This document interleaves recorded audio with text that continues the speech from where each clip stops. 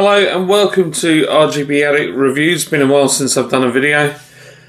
A long while, but I'm kind of having a mess around with this channel again and seeing where we can get to. I want to talk to you today about Fibrely and my experience with them so far. Now, I was with Virgin Media. We have a new build house. It's a 3-storey townhouse, and obviously with a modern house, most of the walls are stud. So normally you don't really have too many Wi-Fi problems. We were with Virgin Media. We've had no problems with the actual connection, and the 1 gig that we were getting was more than sufficient for gaming in the lounge here, streaming from the TV. I could live stream whilst the boys were playing their Xbox upstairs. No problem at all. Never had any issues. The reason we went away from Virgin is because we had constant problems with the billing, and the customer services, they really struggle to speak proper, clear English. So quite often the communication is poor. So we decided to have a look around, and I came across Fibrely because they were doing a very, very good deal. And I saw that they had Asus routers, and I thought, oh, that's good. They have nice customizable routers. They'll be really good. And so I signed up with them. Now, we had a bit of trouble when it first came in with the actual speed of the internet, and that was kind of improved over a few days. But I raised a complaint the day that we got it. And this was the router we originally were given, and this is like the basic one that they come with, and it looks good, doesn't it? But to be honest with you, it's probably one of the worst routers I've ever come across. And when I did some digging, this router, Asus itself, say that this router is only suitable for maybe a 1-bedroom apartment at best. It doesn't say that it's suitable for a house. It's very clear that this isn't, a very powerful router. And what we found is when it's connected, I could literally be 20 feet away, and I would get maybe 100 meg from a 1 gig connection. The output from the aerials is just not enough. It really, really is poor. And this house, we've got lots of smart devices, and nothing was working properly. Everything was going wrong, and everything was disconnecting, and it was driving us absolutely crackers. I contacted them. I said, look, this is not very good. And they basically didn't really want to help me. And I said, well, I want to cancel them because it's been less than 2 weeks. I'm in my cooling off period. And they said, oh, you're not though. If you cancel now, it's a £45 charge, and you have to pay, I think it's like 50 or 45% of the cost of the entire contract. And I said, but I've not even been connected 2 weeks. I said, no, it doesn't go from the point at which you're connected. It goes from the point at which you signed up with us. So I feel like that's a proper scam, because ultimately they've connected the Wi-Fi, and this is the other thing that they say, we only guarantee 1 gig to the router. So beyond that point, they're not willing to help you.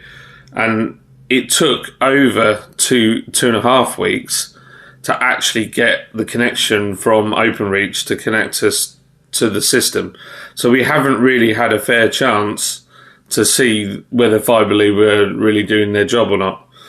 And as it happens, they're getting 1 gig to the router, but if the router that they've supplied is a load of old hogwash, then what's the point? So I carried on complaining, and then they said, right, okay, well, what we'll do is we'll send you a better router. So they sent me this router. Oh, sorry, wrecking the joint here. They sent me this router, and this is the one that they charge an extra £20 for. And I did some Googling on this, and this is also not suitable for a 3-storey house. It's not even rated that it's good for a 2-storey house. Now, we did see some slightly better speeds. The aerial is definitely better and the output is better. And it's actually got 20 watts power bank, which shows that it is actually drawing more than the miserable one over there. And anyway, we've set this up. It's still not very, very good, to be totally honest. The boys are complaining constantly about the Xboxes dropping out. I found that streaming's not very good if anybody else is doing anything in the house. Overall, it's better than the other one, but I haven't seen. So I'm paying for 1 gig, and nowhere in the house have I seen a speed more than 500, and that'll be with this phone maybe 10 foot away from the router. It's just poor at best. But it was a massive improvement on the other one. We could finally get internet on the top floor of the house, albeit very, very slow, around 40 meg to 70. So I went back to them. I said, look, I'm not happy. And they sent this, which I had to pay £20 for.